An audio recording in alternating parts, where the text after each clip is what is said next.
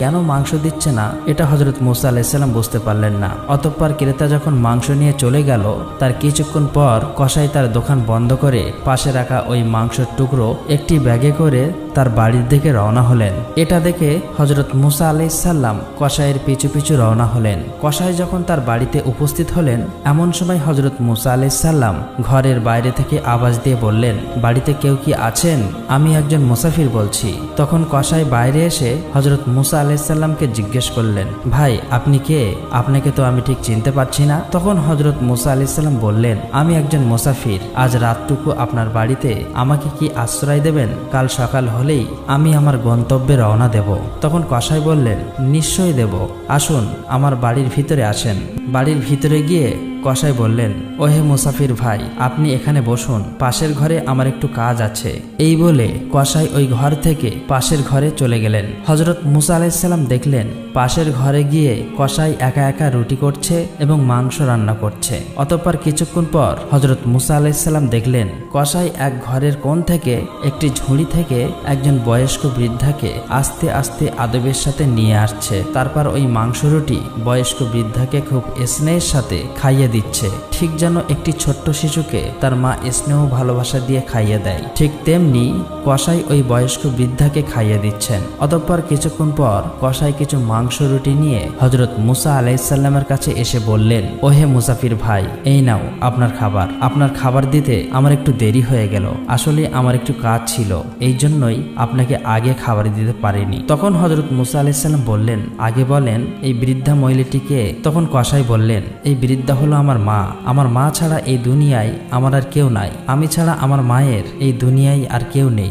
আমার মা বৃদ্ধা হয়ে গেছে, ভালো করে চলাফেরা করতে পারে না, ভালো করে খেতেও পারে না। তাই আমি প্রতিদিন দোকান থেকে ভালো ভালো নরম মাংসের টুকরাগুলো রেখে দেই এবং বাড়িতে এসে মাকে রান্না করে খাইয়ে দেই। এই কথা বলার পর কসাই সেখান থেকে চলে গেলেন। হযরত মুসা আলাইহিস সালাম কসাইয়ের মায়ের প্রতি এমন ভক্তি এবং স্নেহ ভালোবাসা দেখে বিস্ময়ে হতবাক হলেন। অতঃপর হযরত মুসা আলাইহিস সালাম পাশের ঘর থেকে লক্ষ্য করে দেখলেন তার বৃদ্ধা মা চোখের পানি ছেড়ে দিয়ে কান্না করে দুটি হাত তুলে আল্লাহর দরবারে দোয়া করতে লাগলেন, ওগো আল্লাহ, তুমি রহমানের রহিম, গফুর আর রহিম, সবই খবর রাখো। পৃথিবীতে এমন কিছু নাই আল্লাহ গো যার খবর তুমি রাখো না। আমার ছেলে কসাইয়ের সেবায় আমি খুশি।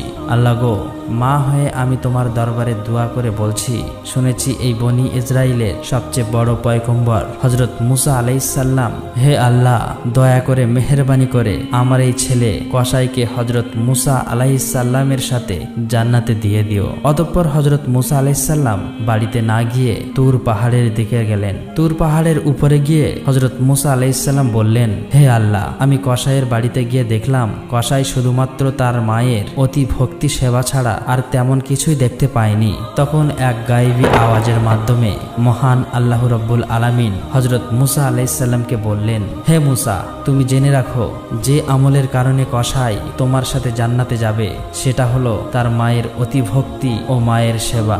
কসাইয়ের মা কান্না করে চোখের পানি ছেড়ে দিয়ে তার ছেলে কসাইয়ের জন্য দুটি হাত তুলে দোয়া করেছে, কসাই যেন নবী মুসার সাথে জান্নাতে যেতে পারে। আল্লাহ তাআলা কখনো মায়ের দোয়া ফেরত দেয় না। হে মুসা, কসাইয়ের আসল আমল হলো তার মায়ের প্রতি এমন ভক্তি, সেবা এবং মায়ের প্রতি এমন স্নেহ ভালোবাসা, যার কারণে কসাই তোমার সাথে জান্নাতে যাবে।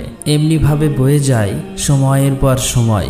ইতিমধ্যে আল্লাহ তাআলার দেওয়া সমস্ত আদেশ দায়িত্ব সহকারে পালন করেছে, এবার বিশ্রামের পালা।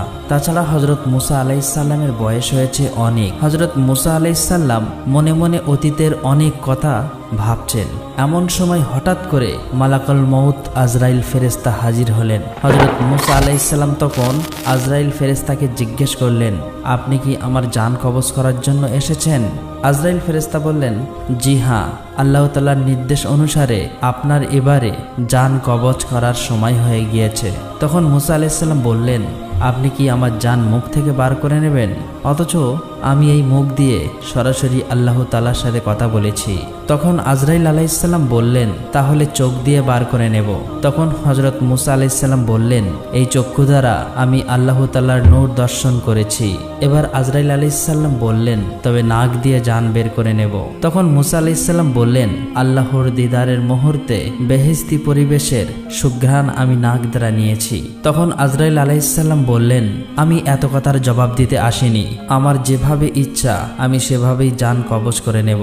হযরত মুসা আলাইহিসসালাম আজরাইল ফেরেশতার কথায় প্রচণ্ড রেগে গেলেন এবং হযরত মুসা আলাইহিসসালাম খুব জোরে আজরাইল ফেরেশতাকে থাপ্পড় মারলেন। ফলে আজরাইল ফেরেশতার চক্ষু দুটি বার হয়ে গেল। তখন আজরাইল ফেরেশতা সাথে সাথে আল্লাহ তাআলার দরবারে চলে গেলেন এবং আল্লাহ তাআলার সাথে সমস্ত ঘটনা খুলে বললেন। আল্লাহ তাআলা তখন আজরাইল ফেরেশতার চক্ষু দুটি ঠিক করে দিয়ে বললেন, আমার নবীদের মধ্যে মুসার নাই এত গরম মেজাজ আর কোনো নবীর নেই, অতএব তার জান কবজের বিষয় আমি দেখব, তোমার আর তার কাছে যেতে হবে না। কয়েকদিন পর ওহী দ্বারা আল্লাহ তাআলা মুসা আলাইহিসসালামকে বললেন, হে মুসা, তুমি যদি একটি মেষের পশমের সংখ্যা পরিমাণ হায়াতের আরজি করো তাহলে তা পূরণ করে দেব।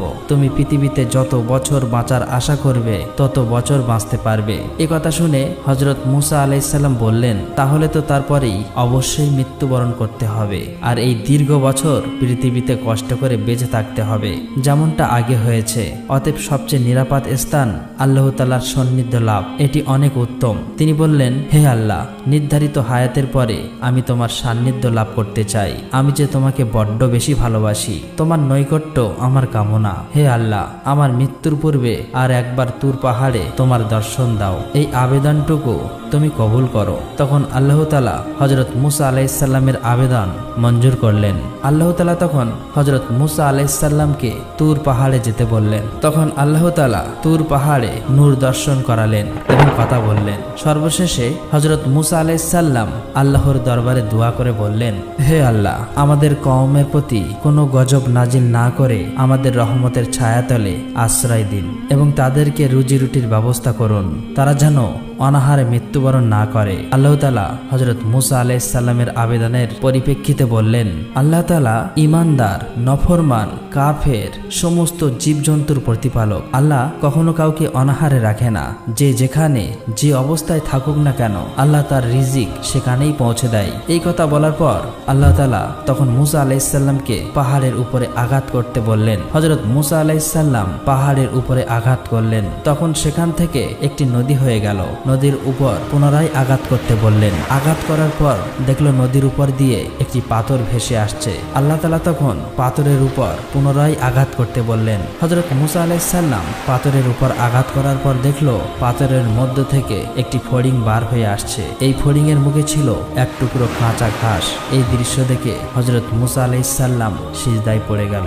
কিছুক্ষণ পর হযরত মুসা আলাইহিসসালামকে সালাম প্রদান করে বিদায় দেওয়া হলো। হযরত মুসা আলাইহিসসালাম তুর পাহাড় থেকে নেমে একটু দূরে গিয়ে দেখলেন 7 জন লোক একটি কবর খুঁড়ছে। তখন হযরত মুসা আলাইহিসসালাম তাদেরকে জিজ্ঞেস করলো, ভাই, তোমরা এই নির্জন এলাকায় কার কবর খুঁড়ছো? তারা বলল, আপনার নাই একজন মহান ব্যক্তির কবর খুঁড়ছি, আপনিও আমাদের সাথে এই সওয়াবের কাজে শরীক হতে পারেন। তখন মুসা আলাইহিসসালাম তাদের সাথে কিছুটা কবর খোঁড়ার কাজ করলেন। তাদের মধ্যে একজন বলল, হে আল্লাহর নবী মুসা আলাইহিসসালাম, আমরা যার জন্য এই কবর খুঁড়ছি সেও আপনার ন্যায়, অতএব কবরটি মাপার জন্য আপনি একবার শুয়ে পরীক্ষা করে দেখুন। হযরত মুসা আলাইহিসসালাম তাদের কথাই কবরে নেমে শুয়ে পড়লেন এবং বললেন, হে আল্লাহ, কত নিচু এই জায়গাটি, তুমি এই জায়গাটি আমার জন্য কবুল করো। হযরত মুসা আলাইহিসসালামের দোয়া করার সাথে সাথে একটি ফেরেশতা এসে তাকে একটি আপেল খেতে দিল।